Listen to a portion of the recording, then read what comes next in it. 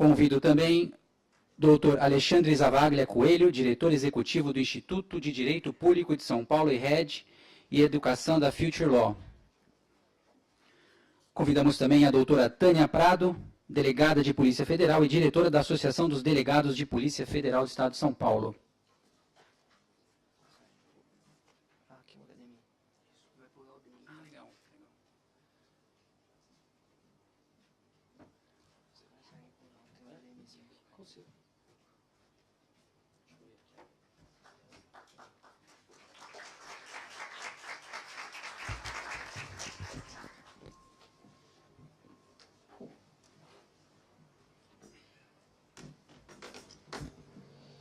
Boa tarde a todos. Retomamos aqui o trabalho.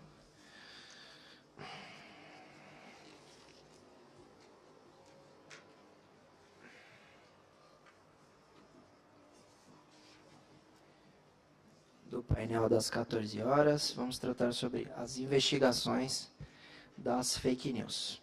Bom, para tratar o tema, trouxemos dois debatedores de peso, que com certeza vão abrilhantar aqui o debate. No programa consta o Dr. Sobral, mas como eu já havia dito, hoje será muito bem representado pela doutora Tânia Prado, que é delegada de Polícia Federal, diretora da Associação dos Delegados de Polícia Federal do Estado de São Paulo, né, doutora? E o doutor Alexandre Zavaglia Coelho, diretor executivo do Instituto de Direito Público de São Paulo e Head e Educação da Future Law. Para a gente prosseguir o trabalho, já passo a palavra para o doutor Alexandre, que pode usar o tempo que achar necessário para o final dos debates a gente abre para a pergunta, como preferir. Boa tarde a todos. Grande prazer estar aqui mais uma vez com o Dr. Luiz Augusto. Eu já tive a oportunidade inúmeras vezes de participar de eventos com o pai dele e a gente fica muito feliz em ver aí, porque a gente sabe que árvore boa dá frutos bons, mas não são todas as pessoas que às vezes fazem jus a essa escola, né? E a gente vê que ele há bastante tempo tem a sua luz própria e tem participado de diversos debates importantes relacionados à tecnologia e direito. Então, é, mais uma vez, uma grande satisfação ver o fruto do seu trabalho expresso nesse evento. E a doutora Tânia, também aqui representando o doutor Sobral, que são grandes amigos, e nós tivemos a oportunidade, inclusive, de já participar de eventos em conjunto. Nós participamos de um grupo de inteligência artificial a serviço da investigação, e nós organizamos, o ano passado, um hackathon na Fiesp, junto com a Polícia Federal,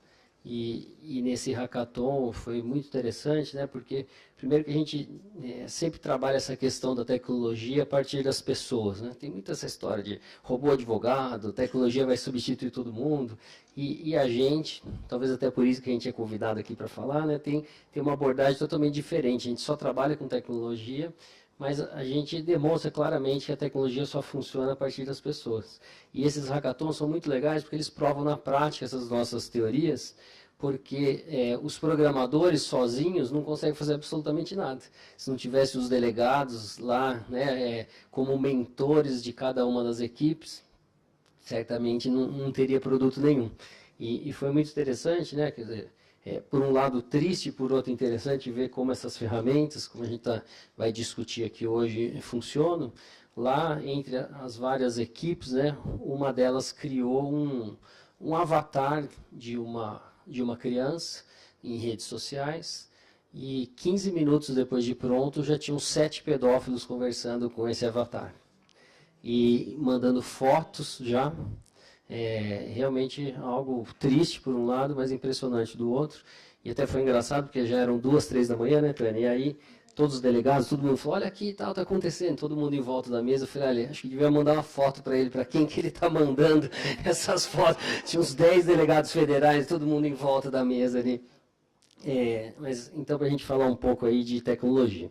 Então, esse tema... Fake news é um tema aí muito importante nesse momento, diante do que a gente tem visto do impacto da tecnologia no dia a dia das pessoas, o quanto, especialmente, as redes sociais influenciam, né, nesse nosso dia a dia cada vez mais, mas especialmente porque algumas semanas atrás, 2 semanas atrás, veio à tona essa questão da Cambridge Analytics, né, que é a empresa da Inglaterra, e eu já tive a oportunidade de palestrar aqui outras vezes sobre tecnologia, e eu, sinceramente, faz 1 ano e meio, 2 anos que eu tenho essa mesma tela da Cambridge Analytics que vou mandar para vocês, então é algo que apareceu agora, mas já se sabia há bastante tempo que isso estava acontecendo. A grande notícia é que foram abertos para eles dados de uma rede social, é isso que não se sabia, mas que eles já estavam usando aí dados em geral, coletados, né, dados abertos coletados, para trabalhar aí questões ligadas a eleições e outras questões, e isso já era conhecido há alguns anos, né.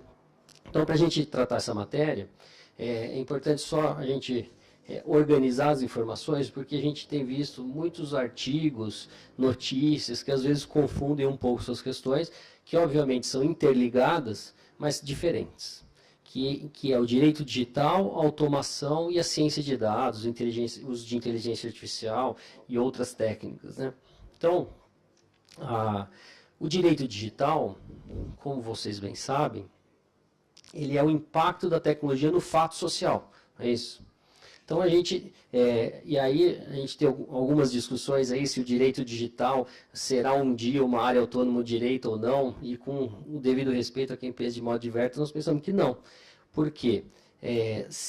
A Lei Carolina Dickmann é um exemplo disso, né? A Lei Carolina Dickmann, ela criou o quê? O artigo 154A no Código Penal.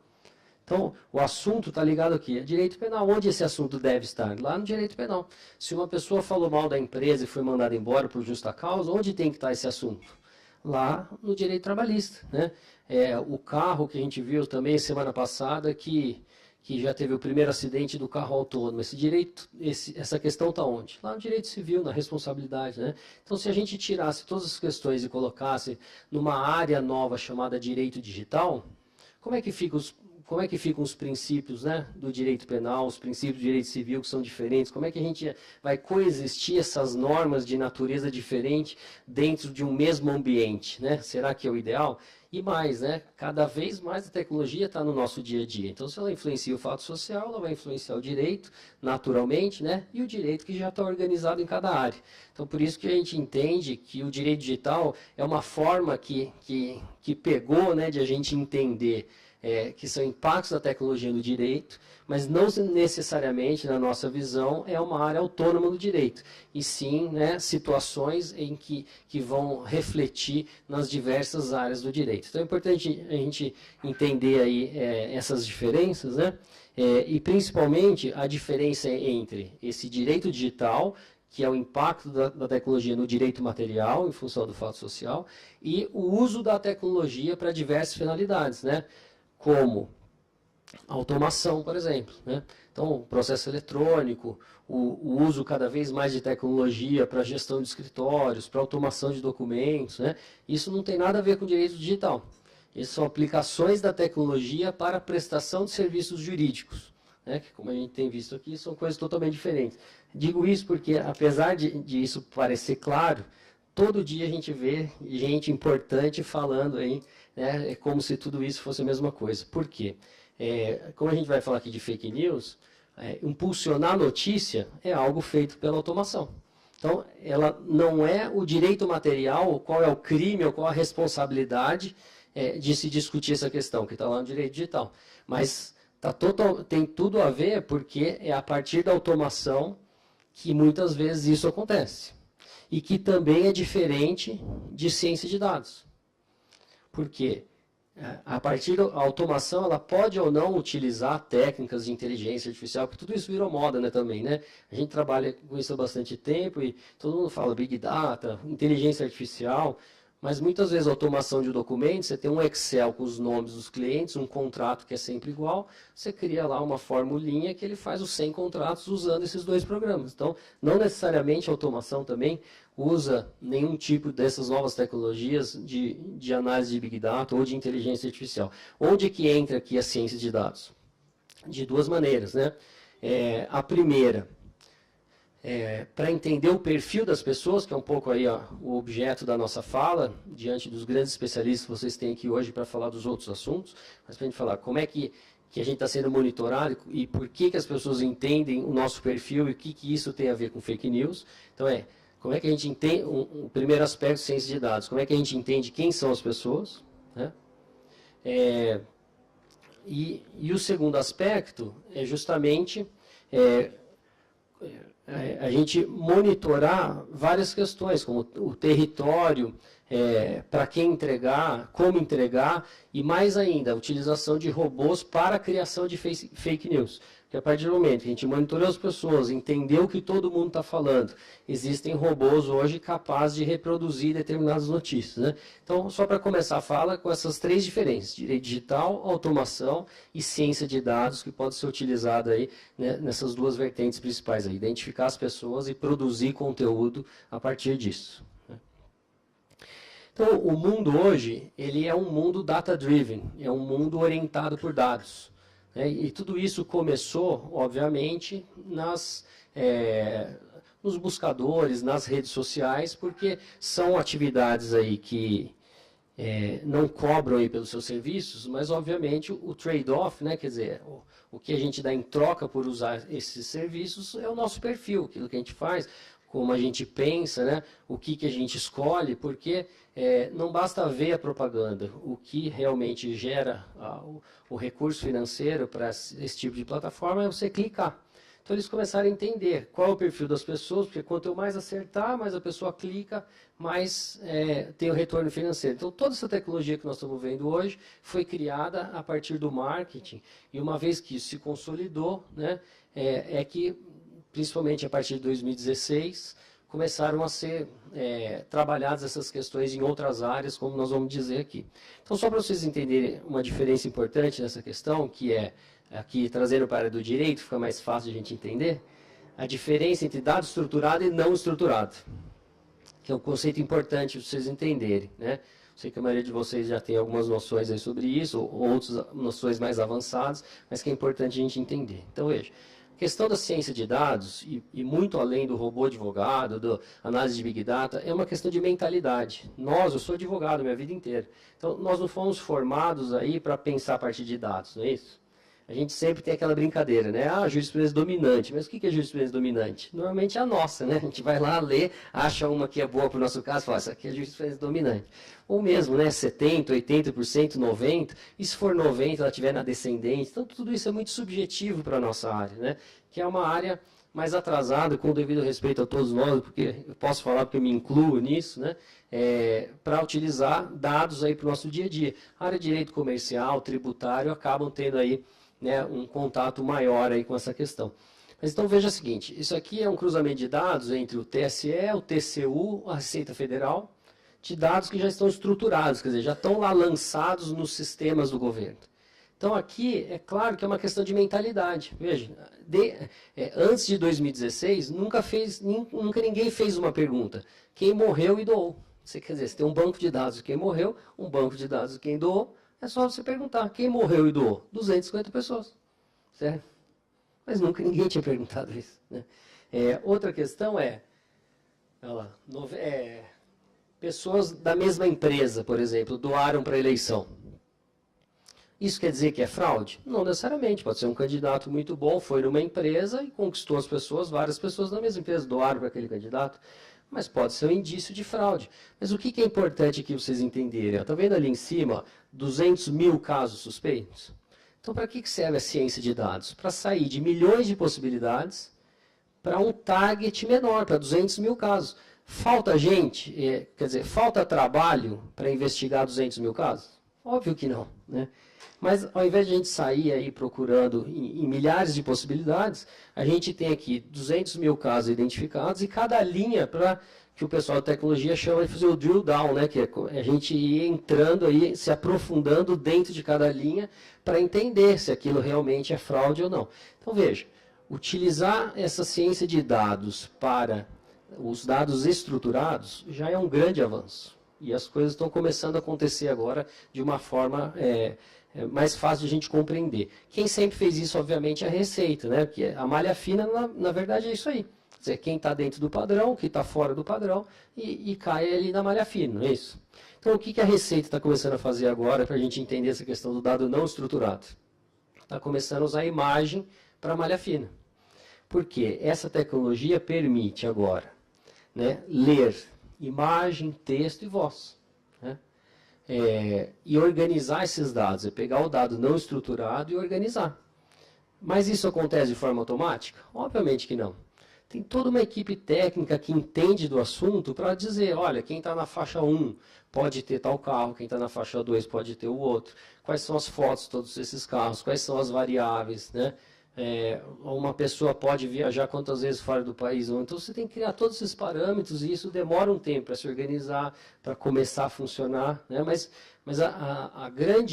o grande salto, né, nesses últimos anos foi justamente a possibilidade de organizar os dados não estruturados e transformá-los em estruturados.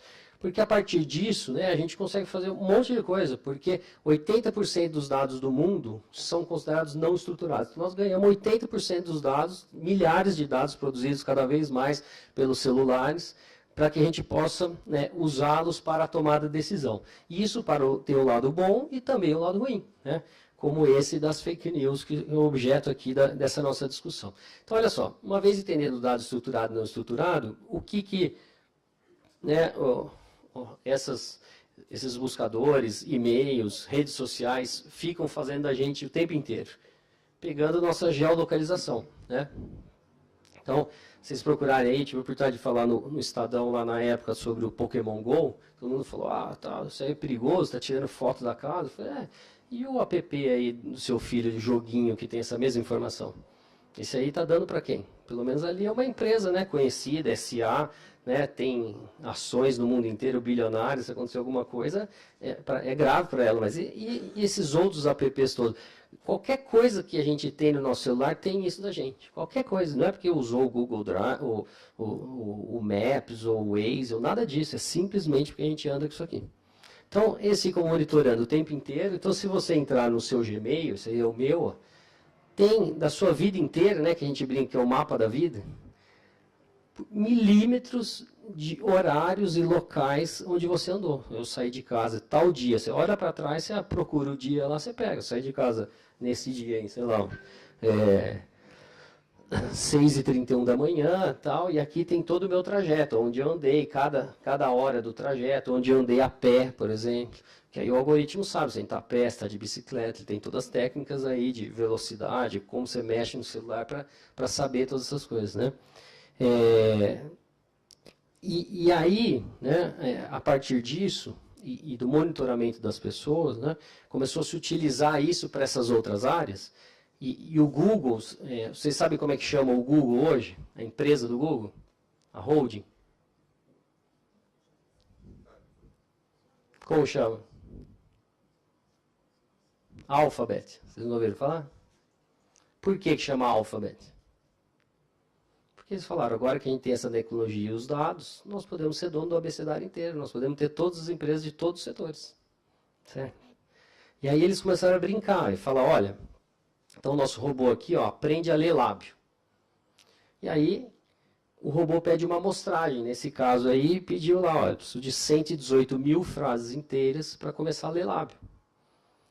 E veja, ele pode ler isso aí, esses 118 mil frases ou 5 mil horas aí, nesse caso, em 1 segundo, depende do quanto você quer pagar e da capacidade computacional. Então, quer dizer, você deu lá essas 118 mil frases, porque cada um fala A de um jeito, cada um fala B de outro. Então, por isso que o Big Data é importante, que você precisa de uma quantidade de dados grande para entender o padrão. Uma vez que ele entendeu o padrão, ele começa a ler lábio. Então, se vocês procurarem essa reportagem que é aberta aí, pode colocar Google Leitura Labial. Vocês vão ver essa mulher falando e saindo lá em tempo real a legenda. Né? Então, uma vez que a gente transformou o dado não estruturado, que é a boca dela, em dado estruturado, aí você pergunta quantas vezes ela falou não, faz a tradução para o inglês, para o francês. Então, o grande lance é esse, é transformar o não estruturado em estruturado. Uma vez que você fez isso, aí as possibilidades são as mesmas de BI, etc. Né? Esse é um caso interessante, e aí começa a ter a ver com fake news aqui, porque foi um grande escândalo de um site de traição, chamado Ashley Madison.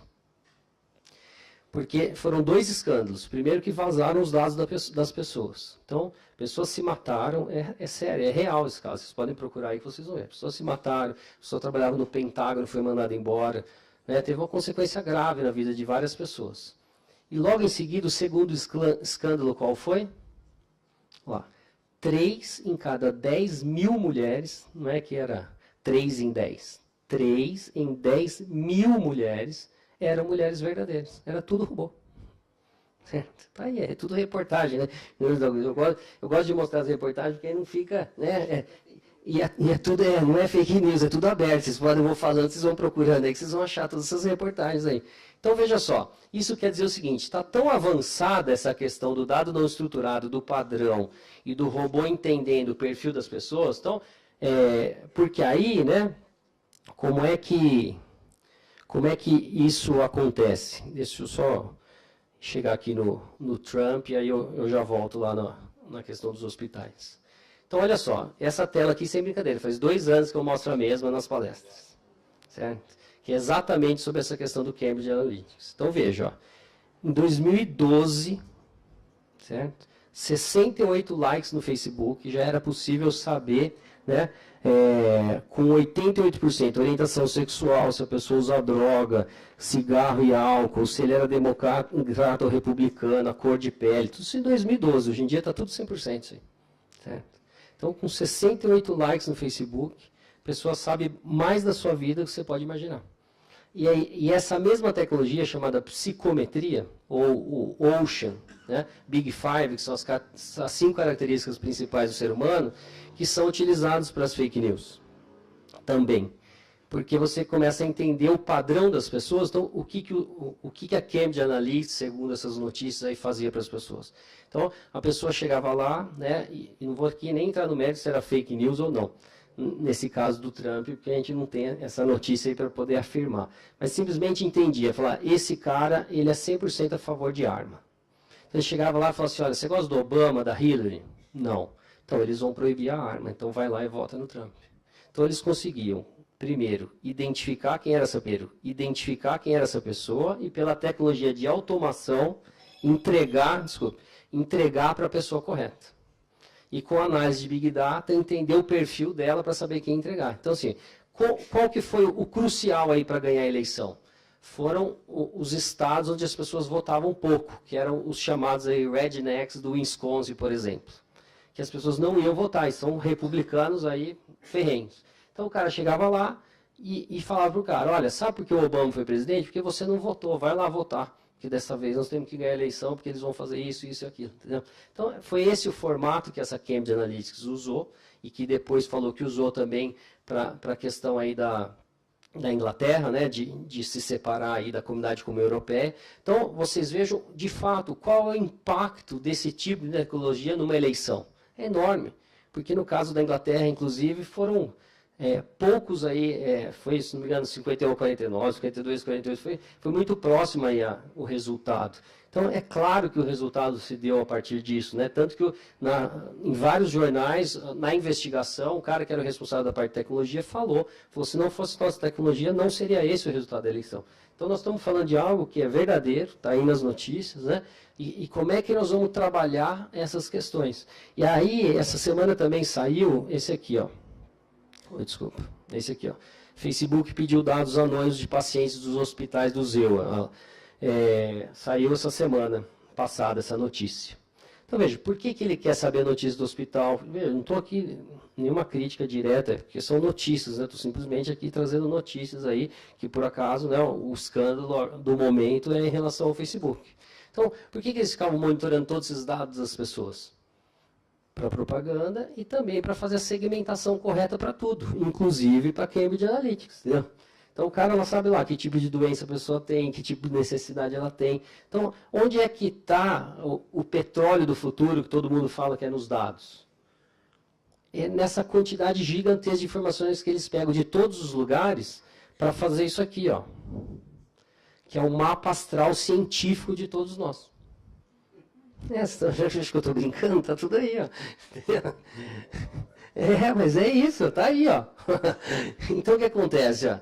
Essa tecnologia pega a nossa personalidade e cria a partir das informações todas as coisas. Então, é por isso que lá no robô do Ashley Madison, né, a mulher inclusive falou, nós separamos, você não namorava o robô, agora vai lá namorar sua robô, né?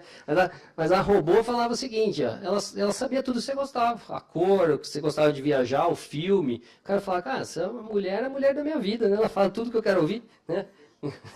Ela é perfeita, né? Mas é justamente por isso, né? Porque essa tecnologia ela tem a capacidade de entender o padrão. E nesse caso, com essa quantidade de informações que eles têm da gente, geolocalização, o que a gente faz, o que a gente pesquisa, e extrapolando isso para outros bancos de dados, eles conseguem chegar a um nível de acuracidade sobre a gente muito maior do que a gente sequer pode imaginar. E vocês imaginam isso agora com o IoT, que é a internet das coisas, que vai saber que hora você abriu a chave da sua casa, o que tem na sua geladeira, que hora você tomou o banho que você pediu para abrir. Então, realmente, o grande lance do mundo hoje é a privacidade. Como é que nós vamos achar o limite ético entre o uso dessa tecnologia e todos esses dados aí que são gerados das nossas pessoas e que as pessoas estão monitorando, entendeu? Isso não é brincadeira, isso está acontecendo num nível aí que agora as pessoas estão começando a imaginar. A gente trabalha com isso e já sabe tudo isso faz algum tempo, né? Tanto vocês me procurarem no Facebook, eu nunca tive, entendeu? Porque realmente é um nível de invasão que não vale a pena essa troca, né? Porque é isso que tem que acontecer. E isso é um pouco que eu quero falar para vocês, além da investigação de todas essas questões, e aí o presidente da mesa vai me falando aí o tempo, né? Que essa questão da chamada sustentabilidade digital. Inclusive, tem um livro da Saraiva, Direito, Inovação e Tecnologia, também de 1 ano e meio atrás, que nós temos um texto exatamente sobre isso, os elementos da sustentabilidade digital. Porque é o seguinte, a sustentabilidade, para a maioria das pessoas, está ligado a meio ambiente, não é isso? Quando você fala sustentabilidade, a maioria das pessoas fala meio ambiente. Mas a gente sabe que não é isso, é um tripé, né? Questões sociais, econômicas e ambientais. Então, isso quer dizer o seguinte, se a gente falhar em qualquer, né, dessas nuances aí desse tripé, a empresa, nesse caso, né, não continua no tempo. Sustentabilidade, na verdade, quer dizer perenidade, quer dizer continuar no tempo. Então, o que a gente tem que fazer, né? E aí vem um conceito chamado sustentabilidade corporativa, que a gente tem que trazer para o ambiente das empresas, né, esses conceitos de sustentabilidade. E aí, tem um autor de Harvard chamado Lawrence Lessig, que ele traz algo interessante, que tem muito a ver também com fake news, até porque nós estamos falando aqui do Facebook, né, e todos esses reflexos que a empresa teve, que é o seguinte. Então ele fala, olha, trazendo esses conceitos de sustentabilidade para o ambiente corporativo, e ainda mais no ambiente digital, nós vamos ver o seguinte. Primeiro, o direito ele é hierarquicamente superior a tudo, mas ele não vai resolver todos os problemas. Porque a empresa está em outro país, porque a gente não consegue achar pessoas, você tem muitos entraves aí para você conseguir a efetividade do direito no ambiente digital. Isso não quer dizer que ele não volto a dizer, hierarquicamente superior, ele mas nós estamos falando de efetividade. Então, para aquilo que acontece no ambiente virtual, nós temos que trabalhar 4 novos pilares. Vejam, um estudo de Harvard, aí, muito reconhecido no mundo inteiro. Então, o primeiro deles, obviamente, é o direito. O segundo são as questões de arquitetura da rede. Então, veja, o boleto. São bilhões de fraude por ano. Então, você vai lá, prende o cara, acha a pessoa, o que acontece? De novo, nova fraude. Então, veja, só o direito não resolve. Então, o que se criou agora? Né? Um boleto que é antifraude, pelo menos, né, na briga do gato e rato, aí, pelo menos momentaneamente. E isso caiu drasticamente, aí, a quantidade de fraudes mesmo, por conta da arquitetura do novo boleto. Então, além do direito, trabalhar essas questões, né, o IP versão 6. Hoje a gente sabe que tem o IP versão 4, que não tem o número necessário para todos os equipamentos. A doutora Tânia está aqui, a gente já discutiu isso muitas vezes aí. Hoje o IP já não é o bastante para uma investigação, você não acha mais a pessoa por ele. Tem várias pessoas no mesmo momento usando. Aí vai para a porta lógica, agora a porta lógica também já está sendo compartilhada, que não tem o mesmo número. E assim por diante, né? Então, Com essa nova tecnologia, que está tendo uma dificuldade no mundo de implantação, que é o IPv6, se a gente tiver realmente um número para cada coisa, nos ajuda na investigação. Então, a tecnologia, né, a parte de engenharia, nesse novo contexto, é tão importante quanto o direito. E aí vocês vão ver que depois a minha crítica das redes sociais, tenho feito inclusive jornais, etc., é o seguinte, hoje as redes sociais, elas têm aí a sua forma de monetização no clique, não é isso? E o que dá mais clique? Os extremos. Então, as redes sociais estão impulsionando o quê? Os extremos. Então, esse fla-flu todo da sociedade, é aí que nós vamos falar sobre isso, né? Tem um lado também que não é só sociológico, do que as pessoas acham ou deixam de achar, tem um lado também comercial, que essas empresas estão impulsionando aquilo que os extremos. E a fake news, por natureza, é o quê? Extremo. Então, a própria natureza do algoritmo e da organização tecnológica dessas empresas está impulsionando as fake news. Por quê? Porque em fake news chega em mais gente, dá mais clique, gera mais anúncios, entendeu? Então não tem nada a ver, nós estamos aqui discutindo o que é sociedade, como cada um pensa, por que da fake news, mas no fundo, se a gente for analisar friamente, o maior problema das fake news é a forma de comercialização das propagandas. Porque eles precisam daquilo que é extremo. Eles nem sabem se é fake news, se o que cada um está falando, se a pessoa é a favor de A ou de B. Isso é indiferente para o robô, ele não está sabendo de nada disso. Ele só está sabendo que aquele é extremo e que ele precisa impulsionar aquilo, entende? Então, talvez, além de discutir o que é importante para a sociedade em relação a isso, também discutir a parte tecnológica, né?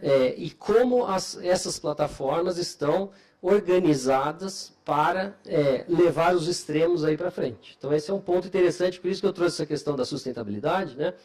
Por quê? Porque aí nós vamos ver a sustentabilidade corporativa, que é continuar no tempo. Veja, o Facebook abriu aí, saiu desse tipo de conceito para utilizar para outras questões, em um dia perdeu 40 bilhões de valor.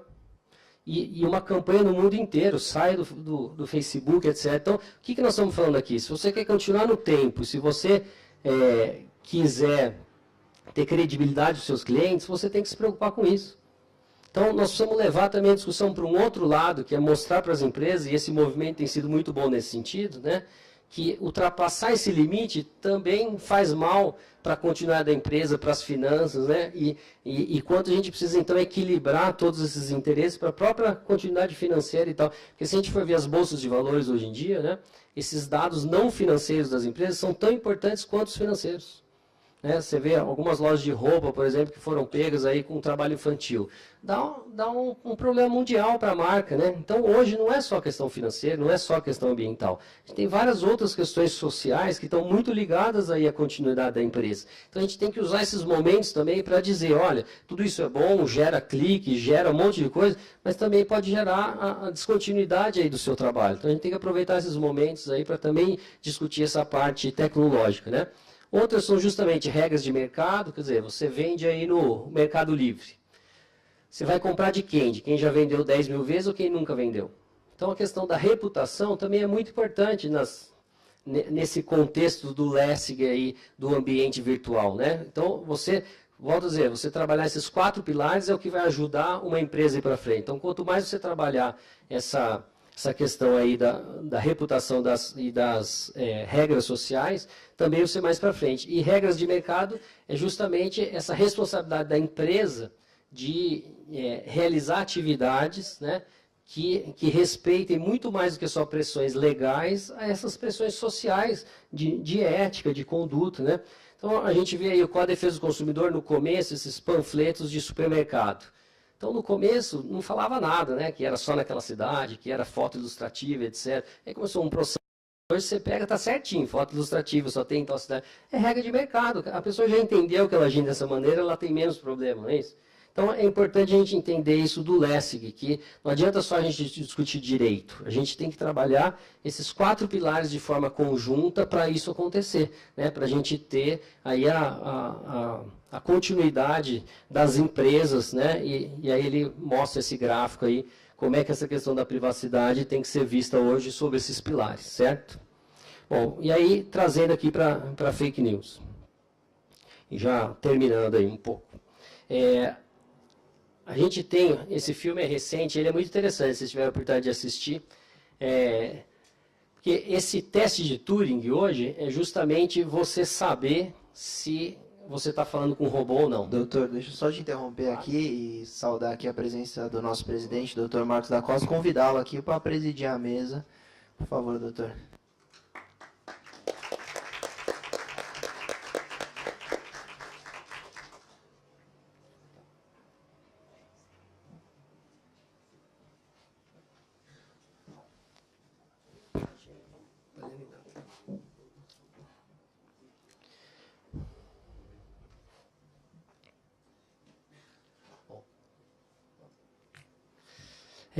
Então, cada vez mais ganha aí, né, feições reais do dia a dia para a gente, esse teste de Turing, que é para a gente entender, que nem aí o Ashley Madison, né, nas fake news. Será que essa notícia é verdadeira? Porque hoje a gente tem todos esses robôs influenciando, e não só de notícias falsas, às vezes de notícias que não parecem falsas, falando bem de uma pessoa, porque tem gente também comprando likes, né? Vocês sabem muito bem disso. Então, o que acontece? Você impulsionou lá no Twitter uma determinada notícia que é verdadeira sua.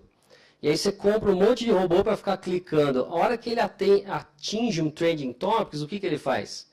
Aí ele transborda para as pessoas de verdade, entendeu? Então tem várias técnicas, não só de fake news, para influenciar eleições, né? Para a gente que usam essas técnicas para chegar também, impulsionar as notícias aí para as pessoas, né?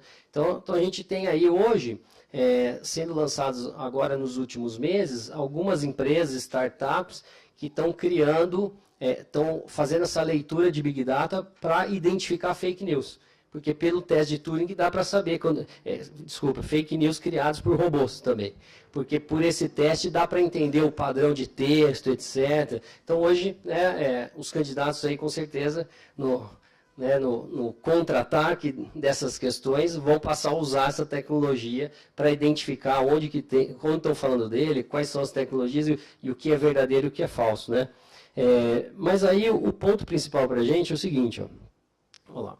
Mais uma vez aí, o Facebook está num inferno astral aí nesses últimos meses. É o grande foco aí mundial, né? Então veja só, o que isso aí nós tivemos a oportunidade de falar na Isto É, Estadão, várias questões aí sobre essa questão. O Facebook decidiu não mais impulsionar jornalismo profissional. Vocês ouviram falar disso? Foi uma decisão da empresa. Falou, olha, a partir de hoje nós não vamos mais impulsionar notícias de jornalismo profissional. E aí você vê um falando, mas a imprensa, né, ela pensa de um lado, de outro, etc.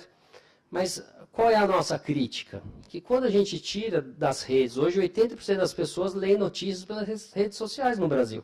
Em outros países isso é diferente, mas no Brasil o impacto é gigantesco. Porque qual é a justificativa aqui? Que tem que ser impulsionado pelas pessoas, quem é a pessoa mais próxima, etc. Mas não é nada disso, é isso que nós estamos falando. Na prática, o que é? Eles querem impulsionar os extremos, né? Porque o extremo gera mais compartilhamento, gera mais like e assim por diante, né?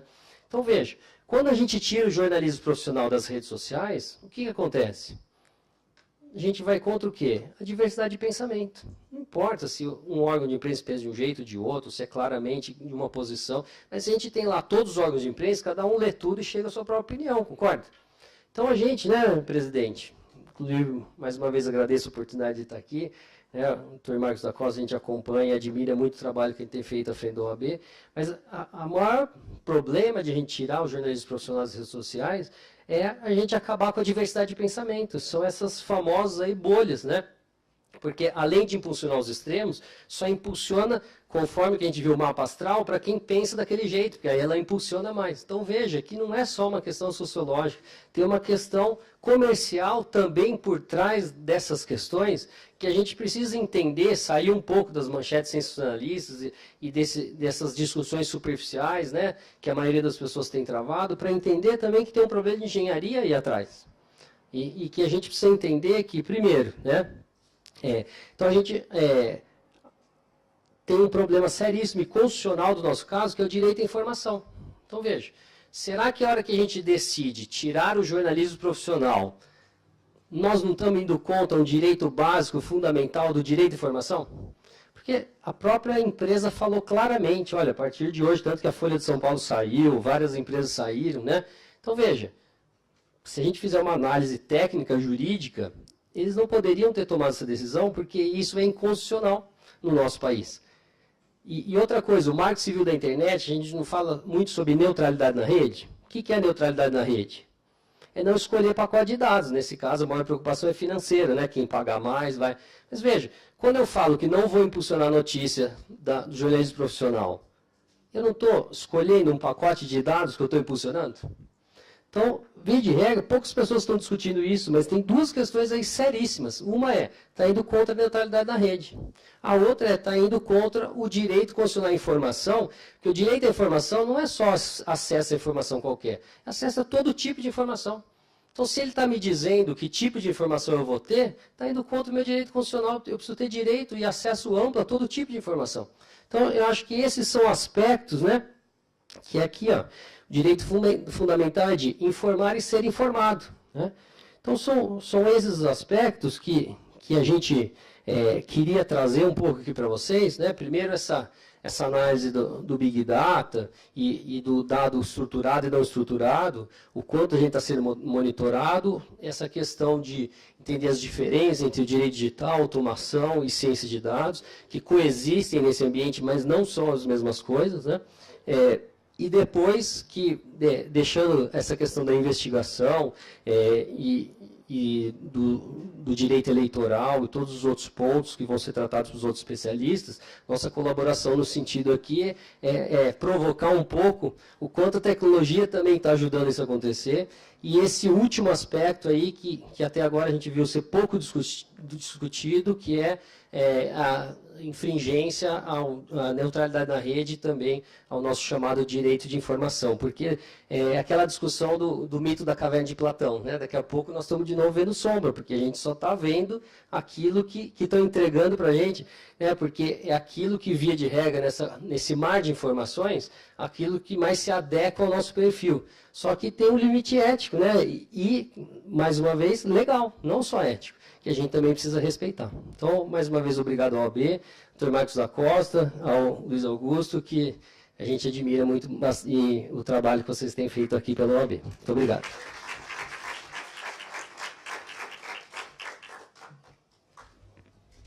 Obrigado, doutor Alexandre. Eu já tinha ouvido falar dessa aula e hoje eu tive o prazer de assisti-la pessoalmente. Bom, antes de tudo, eu queria saudar aqui o nosso presidente, Dr. Marcos da Costa, e agradecê-lo, que nos abriu a casa para podermos realizar esse congresso e debater um tema tão importante como são as fake news e até no aspecto político, que hoje, com certeza, preocupa a todos. Presidente, quer dar uma palavra? Obrigado. Só desejar boa tarde a todos, dizer da alegria da ordem, mais uma vez recebê-los. A importância do tema é desnecessário reafirmar. Nós estamos nos aproximando de uma eleição agora, uma eleição que vai ser difícil, que se entende pelo clima que se estabeleceu no país, vai ser uma eleição decisiva, e que, por experiência de outros países, em outros momentos, essa estrutura de fake news pode sim ter uma influência decisiva. Nós temos conversado, doutora Tânia, com o Tribunal Regional Eleitoral, temos conversado com o Ministério Público Eleitoral para uma frente no que diz respeito ao aspecto da justiça eleitoral. Temos conversado com instituições ligadas à liberdade da imprensa, alguns meios de comunicação também, para tentar encontrar uma forma de combater a notícia falsa através, pelo menos, de um informativo que permite o cidadão ter contato com a informação correta em relação àquele tema. E temos uma outra terceira vertente, que é a vertente da tecnologia, de tentar usar instrumento tecnológico para combater o mau uso da tecnologia. E nesse ponto, logo mais nós teremos aqui o Gilberto Menstein, mas já antecipando, nós tivemos domingo passado, dia 1º de abril, foi evidentemente escolhido dia 1º de abril, apesar de ser uma Páscoa, para anunciar a premiação que foi feita pela Rede da Verdade, que é um grupo também que se une para combater o fake news, uma premiação a um site que procura transformar a informação incorreta na informação verdadeira. E ao lado disso também uma empresa que fornece tecnologia, que também faz a leitura de todos os acontecimentos na rede, para tentar, a partir dessa leitura, conseguir identificar aquela notícia que se espalha, e com essa dificuldade adicional, ele se espalha de uma forma muito rápida e ele perde o sentido também muito rapidamente. Então, antes da reação, às vezes a notícia falsa já impregnou a rede e já desapareceu. Então, essas três frentes nós estamos apoiando no sentido de buscar aí uma solução para esse problema. Eu vou ficar agora um pouquinho para assistir a doutora Tânia falar. Tenho outro compromisso, uma forma de outro compromisso, depois tento voltar, tento ir participando.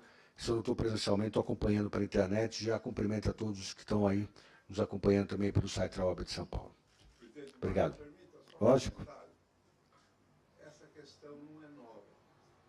Apesar de tudo que nós ouvimos sobre aqui de manhã, e acabando de ouvir o doutor Alexandre, George Orwell escreveu em 1984. O Big Brother entrava em todos os nossos dados. E a nossa querida professora Ivete, em 1992, já tinha escrito o livro Crime Cibernético.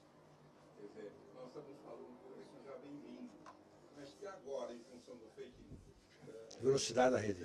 a coisa explodiu. É isso. Não, mas é isso mesmo. Velocidade da rede, que é o grande diferencial, e a abrangência também, né? Obrigado, querido. Obrigado, presidente. Antes de passar a palavra à doutora Tânia, eu só queria completar com pouquíssimos dados aqui a fala do doutor Alexandre.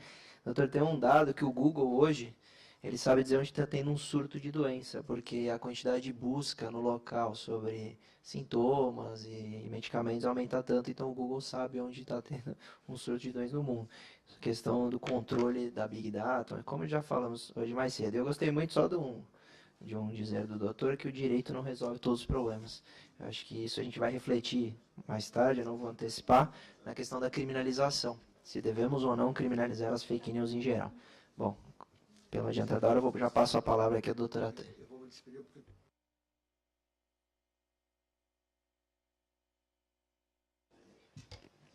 Muito obrigada pelo convite. Obrigada, doutor Marcos da Costa, doutor Luiz Augusto. Obrigada pela sua brilhante exposição, doutor Alexandre. Como ele mesmo disse, doutor Alexandre é um parceiro e já de longa data, né, da nossa Associação Nacional dos Delegados da Polícia Federal. Participamos daquele evento conjunto da Hackathon, né, que foi uma maratona para que os programadores encontrassem uma solução para nos ajudar no trabalho tanto de investigação e repressão à corrupção, como a pedofilia, né, e também a pornografia infantil, que é a área em que eu trabalho atualmente. Então, essa parceria, né, da sociedade civil com os órgãos públicos, no nosso caso, da própria Polícia Federal, essa parceria é fundamental, né, porque nós não vivemos num mundinho fechado, né, precisamos também interagir com integrantes da sociedade, pelo conhecimento que todos têm ali a acrescentar, né, inclusive no nosso trabalho. E tive essa missão dura aqui de representar o Dr. Carlos Sobral, que é um dos nossos delegados da Polícia Federal maiores entendidos, né, em crimes cibernéticos, mas felizmente ele me transmitiu aqui alguns pontos importantes e espero responder à altura aí a representação que faço a ele nesse assunto da investigação das fake news. Eu começo aqui falando, não deu tempo de preparar uma apresentação, mas assim, quem tiver depois curiosidade, pode olhar no Google. Nós tivemos agora, no dia 14 de março, a deflagração da primeira operação relacionada a fake news no contexto das eleições de 2018. A operação se chama Operação Voto Livre. Ela foi deflagrada lá no Espírito Santo. E, curiosamente, né, nesse caso, o que estava acontecendo? Eles não estavam denegrindo a imagem de pré-candidatos. Era o contrário. Eles estavam tentando, com mentiras, né? Eles estavam tentando levantar a imagem de alguns políticos. Então, criaram pesquisa falsa, pesquisa eleitoral falsa, e publicaram num determinado site. E aí, a Polícia Federal investigou, e isso tudo começou com denúncia, pelo que eu vi nas matérias aqui, denúncia dos próprios cidadãos, né? Denunciaram, falaram, que pesquisa é essa aqui? Tá muito estranha e tal. E aí o doutor Vitor, tá me falhando aqui o sobrenome, Moraes, Vitor Moraes, ele fez essa investigação, e aí cumpriram 2 mandados de busca e fizeram 2 mandados de intimação. E o investigado, ele tem um cargo de confiança dentro da Secretaria Estadual de Esporte e Lazer do Espírito Santo. Então, chegaram à conclusão que ele estava tentando melhorar a imagem ali de um determinado político ali estadual, possivelmente para garantir o cargo dele, caso ele fosse reeleito, né, o político. Então, ele poderia se manter no cargo de confiança. Veja até que ponto as coisas chegam, né? E aí, a matéria aqui, ela puxa um pouco da nota pública aqui da Polícia Federal, explicando o caso. Então, fala que eles podem responder por crimes de pesquisa eleitoral fraudulenta e falsidade ideológica, né? E é punível com detenção, que não é um crime tão grave, mas, enfim, detenção de 6 meses a 1 ano e multa. Então, esse já é o primeiro caso, né? Quantos outros será que nós não veremos, infelizmente, ao longo desse período eleitoral? E aqui a gente tem que fazer uma distinção antes de mais nada. A Polícia Federal, ela atua com fundamento no que está escrito na Constituição. Dentro daquele capítulo relativo à segurança pública, nós temos a previsão de que a Polícia Federal, ela é um órgão permanente de Estado, e que é responsável a repressão dos crimes cometidos contra a ordem política e social, né? Além de ser a Polícia Judiciária da União, dentre várias outras atribuições. E nesse caso, então, nós temos dentro da Polícia Federal tanto um setor específico de combate a crimes cibernéticos, como delegacias que nós chamamos de DELINST, que inclusive eu trabalho lá, né? Mas aqui eu estou falando em nome da associação, não da Polícia Federal. E essa DELINST é a Delegacia de Defesa Institucional.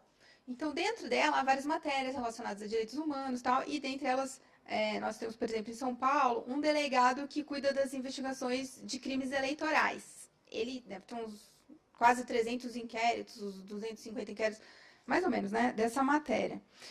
E por que eu estou falando isso? Né? Para vocês verem como a Polícia Federal tem tantas atribuições, né, a ponto de nós termos uma autoridade policial especializada nesse caso, que é um colega nosso, que infelizmente não tinha como ele participar, porque ele está com muitas oitivas ali, é bem puxada essa rotina de trabalho. Mas a Polícia Federal tem que fazer um filtro. Então, assim, claro que no mundo ideal, né, nós teríamos ali a Polícia Federal monitorando as redes, olhando tudo. Mas essa atribuição não é nossa. Então, a atribuição da Polícia Federal, em que momento que ela entra? Quando o crime é cometido. E quais são os crimes que são possíveis de serem enquadrados, né, associados a essas condutas chamadas de fake news, falsas notícias? Então, nós temos ali, como eu citei esse exemplo aqui da propaganda eleitoral, né, quando ela se torna uma coisa criminosa, falsa. Também na calúnia, difamação e injúria, tanto dirigida aos próprios candidatos, como aos partidos políticos. Então, não é tão grande o espectro criminal, né, que é abrangido ali pela Polícia Federal. E, subsidiariamente, em algumas situações, a própria Polícia Civil também faz essas investigações, porque ela tem maior capilaridade, está mais presente nos municípios do que a PF, né? A PF tem nas capitais as superintendências, por exemplo, São Paulo tem 40 municípios. Então, no dia, por exemplo, da eleição, a própria Polícia Civil, a Polícia Militar também atuam fortemente nessa área. E não raras vezes acontece de ter uma propaganda eleitoral irregular acontecendo no dia da própria eleição, né? Nós vimos casos assim já. É bem frequente. Então, essa atribuição, às vezes, é compartilhada ali com a Polícia Civil em alguns casos, né? Então, o que tem que ficar bem claro é que a propaganda eleitoral, quando ela é irregular apenas e não configura um crime, não há uma calúnia, um crime contra a honra, uma difamação, uma injúria, não se trate de propaganda eleitoral ali criminosa, com falsidade, tudo. Se for uma mera propaganda eleitoral irregular, aí quem atua é a Justiça Eleitoral, que aí irá determinar a retirada desse material da página, do site que estiver hospedado. Agora, também tem que ficar bem claro que a Polícia Federal, ela não instaura inquérito eleitoral de ofício, diferente das outras matérias, né? Depende da requisição do Ministério Público e, sobretudo, da Justiça Eleitoral.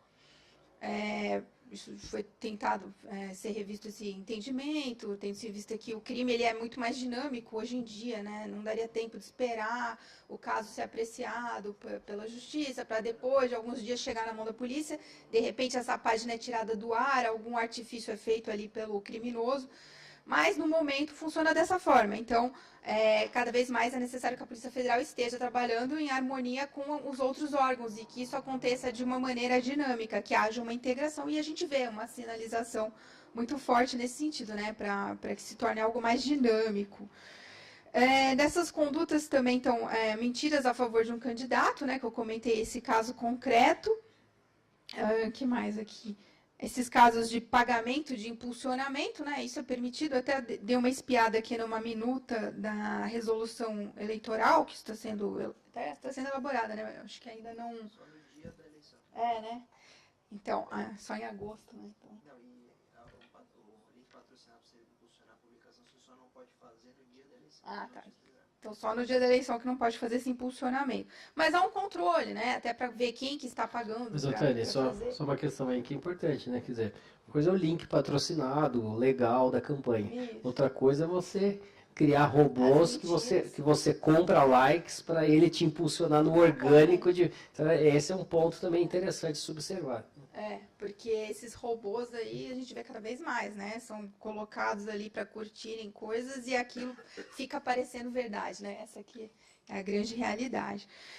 Também via WhatsApp, é um modus operandi ali que o pessoal está estudando como que vai fazer, porque é possível pegar a hash, né? Aquele código da imagem, que às vezes é uma fotinho lá. Veja, fulano foi flagrado na boate e tal...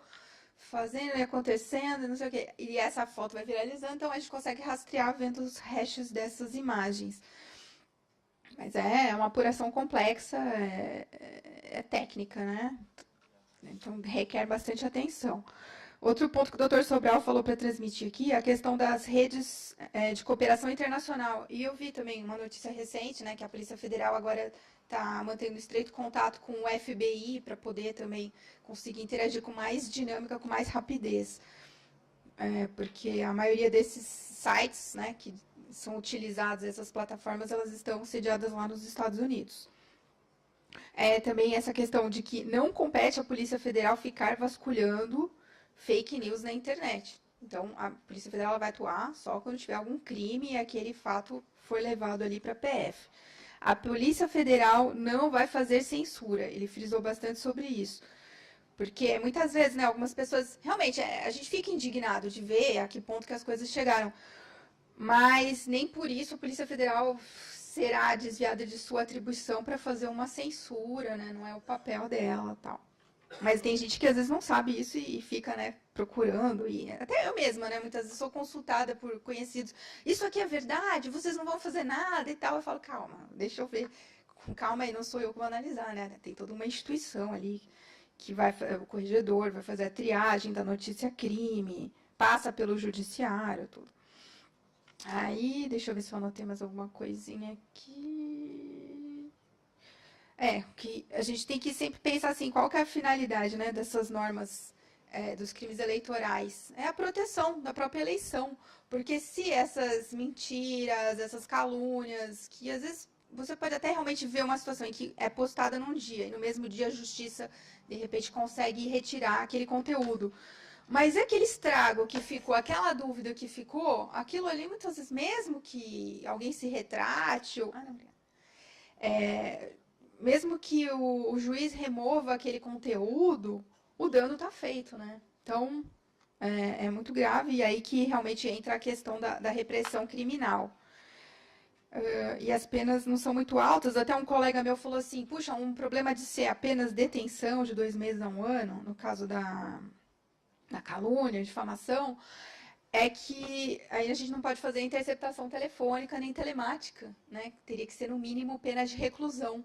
Então, ainda tem esse problema ali no tratamento. E cabe retratação. Só que depois que o estrago já está feito, né? Não adianta muito. E são essas as linhas aqui que eu trouxe para todos ali. Tentei simplificar ao máximo para ficar mais claro possível, né? Então, o papel da Polícia Federal, que não entra em campo em qualquer situação. Sempre que houver algum crime, sim, a Polícia Federal entra, né? Os crimes contra a honra e nessa propaganda eleitoral ali feita com inverdades, nessas características que eu transmiti aos senhores. E aí coloco à disposição aí para as dúvidas.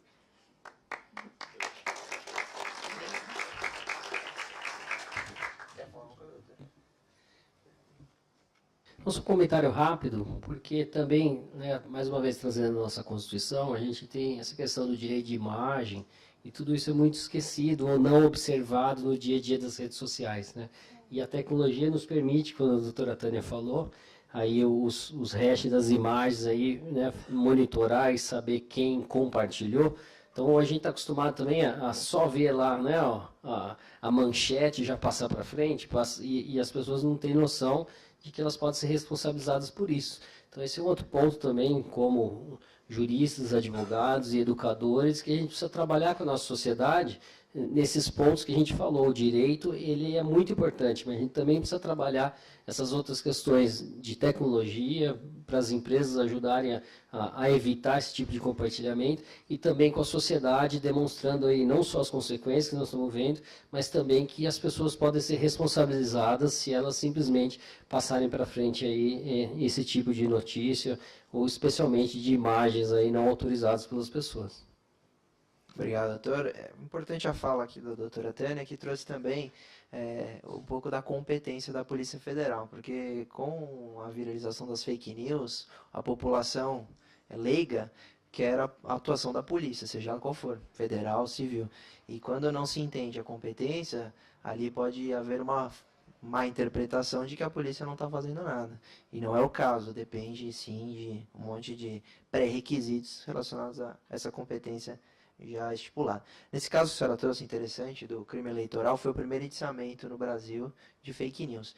E ele se deu porque o criminoso, ele publica pesquisa eleitoral falsa e isso já seria um crime eleitoral previsto, né? E não é que... isso, eleição de 2014, isso vem sendo investigado e foi indiciado agora, esse caso. Agora, nas eleições de 2018, nós temos a questão de, como já foi dito aqui, de entender e delimitar o que são as fake news, né? Não apenas a notícia falsa ou, dependendo do seu conteúdo, se houver divulgação de pesquisa eleitoral falsa, os crimes, como a doutora Benco colocou, difamação, injúria, calúnia, aí sim configuraria um crime, e esse debate que a gente vai trazer no painel das 16 da criminalização das fake news em geral, para ver se é viável, é interessante e tem um objetivo que funcione, né? Porque como o doutor Alexandre nos falou, nem tudo se resolve com leis e com direito. Quando foi começado a ventilar a questão da criminalização, eu me posicionei à época contra. Acho que hoje o papel das redes sociais nesse combate é muito maior até do que a da polícia. A polícia hoje tem uma demanda muito grande na questão dos inquéritos. Doutor Mariano já chegou, que é o próximo painel, e está lá à frente da 4ª DIG-DEI, que é a delegacia especializada. Ele sabe a quantidade de inquéritos que tem lá, e se for instaurar, investigar todas as fake news, trabalho eterno, né, doutor?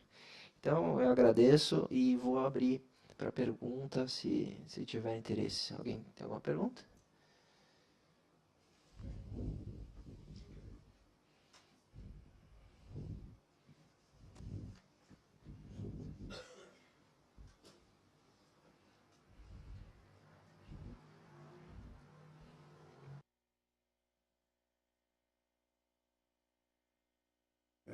Leônidas, advogado. A pergunta, tanto para a doutora quanto para o doutor.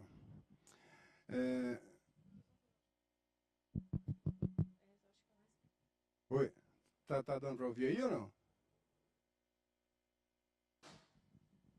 Pode falar, doutor. Pode falar? Fora da conveniência do pleito indenizatório, num país arrasado moralmente e ineticamente inexistente, o que pode ser considerado fake news? Principalmente em relação ao político. O que é que pode ser feito fake news para político? Muito obrigado. Eu presidi já alguns inquéritos eleitorais, aí o que a gente via, assim, muitos fatos que eram absolutamente falsos, assim, como aquele exemplo que eu dei lá, dossiê lá com a foto do fulano fazendo tal coisa, e não era ele, às vezes até alguém parecido. Esse é um exemplo até um pouco grotesco, né, mas por incrível que pareça, tem uns casos assim, né, que eles dizem, ele tem um amante, ou ele tem a sexualidade de tal forma, eles pegam fatos da vida privada, só que não são reais, ou algumas vezes até se amparam numa coisa que é verdadeira. Então, você sabe, fulano, não sei, fulano frequenta o clube tal. Então, como ele frequenta o clube tal e aquele outro que foi condenado por X coisa, então, portanto, eles são amigos. Esse tipo de coisa, assim, né? A gente vê temas mais variados possíveis. Por isso até que essa questão da criminalização da fake news, ela é difícil, né? Porque é subjetiva, porque as outras questões já estão na legislação, né? Quer dizer, você expressar a sua forma de pensar, obviamente não é crime, né? Agora, quando você usa um dado falso, né? Quando você usa a imagem da pessoa de forma indevida, aí a própria legislação já tem aí os seus dispositivos próprios para essa questão. Então, como muito bem falou Luiz Augusto, essa questão é realmente muito subjetiva e talvez no calor do momento, de todas essas coisas acontecendo, criar uma legislação própria para essa questão é algo complexo, né? Porque tem que ser muito pensado e, mais uma vez, será que nós já não temos os elementos na própria legislação criminal, civil, constitucional para tratar desses abusos? Né?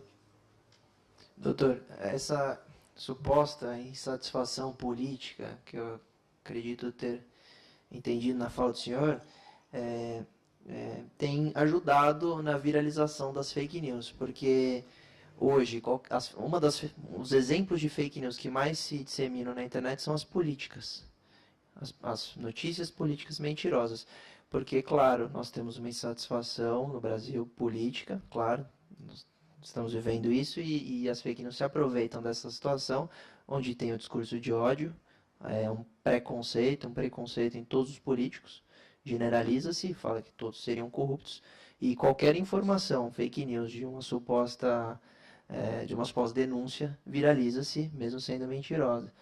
Então, o que é fake news? A mentira. Se a informação for verificada e for real, não é fake news.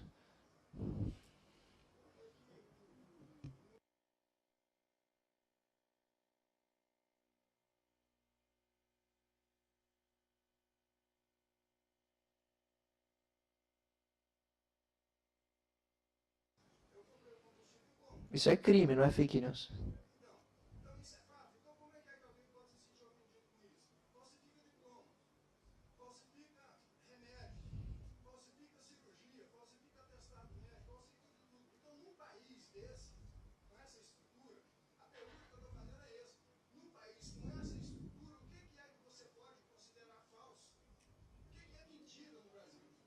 Se o senhor...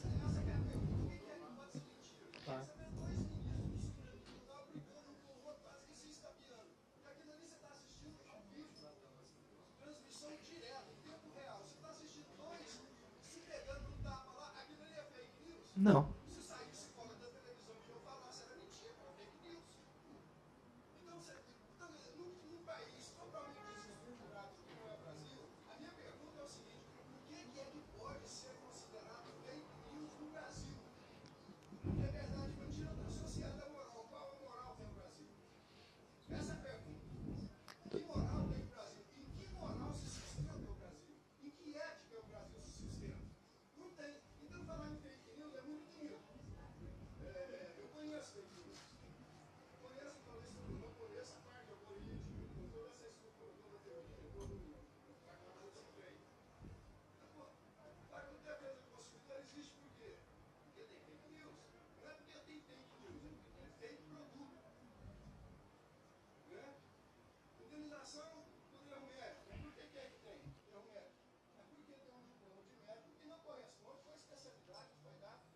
Então, até na própria Polícia Federal, o crime de estelionato é o que ocupa o maior percentual de carga de inquéritos. Eu fiquei até assustada, eu pensei que era contrabando. Aí eu vi lá, não, era estelionato. Na Polícia Federal, das matérias nossas.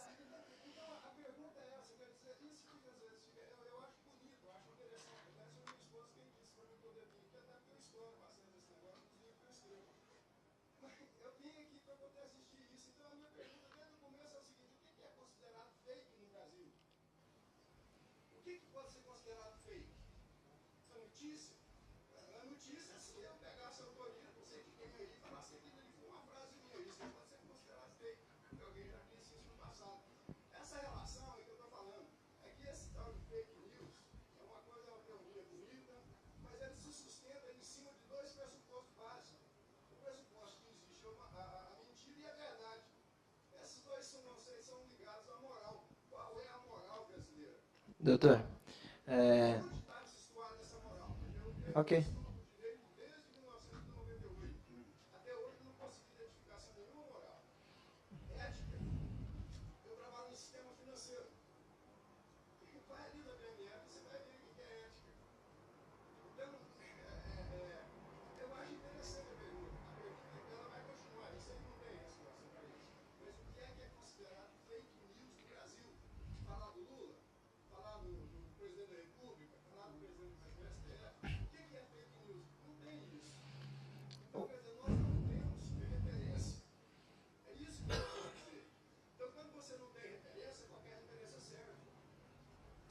Ok. Doutor, Augusto, só um comentário. Eu acabei de abrir na internet agora o Globo News. Quarta-feira o Zuckerberg do Facebook vai no Congresso depor. Então, diz ele, não fizemos o suficiente, irá Zuckerberg, a deputado dos Estados Unidos, sobre o escândalo dos dados. Não basta conectar pessoas. Temos que garantir que essas conexões sejam positivas. é a responsabilidade do Facebook. Né? O que está por trás disso aí? Mas na semana anterior diz que não vai mais usar notícia jornalística profissional, né? Então é o que a gente está falando. Mas ele está sendo pressionado. Mas não voltaram atrás. O Jornal Folha de São Paulo tirou toda a sua publicação no Facebook graças à alteração no algoritmo. Mas só respondendo, doutor, hoje com as fake news, a responsabilidade de cada um mudou na utilização das redes sociais e da internet. O que é fake news? É aquilo que não pode ser checado. Nós utilizamos o termo checagem de fatos, que era feito sempre pelos jornalistas antes de publicar uma matéria para não correr o risco de estar publicando uma mentira. A pessoa hoje que recebe uma notícia depende de checar os fatos antes de compartilhar. E se houver a dúvida, o que é fake news? É ou não é fake news essa notícia? O senhor se exime de responsabilidade quando você não compartilha.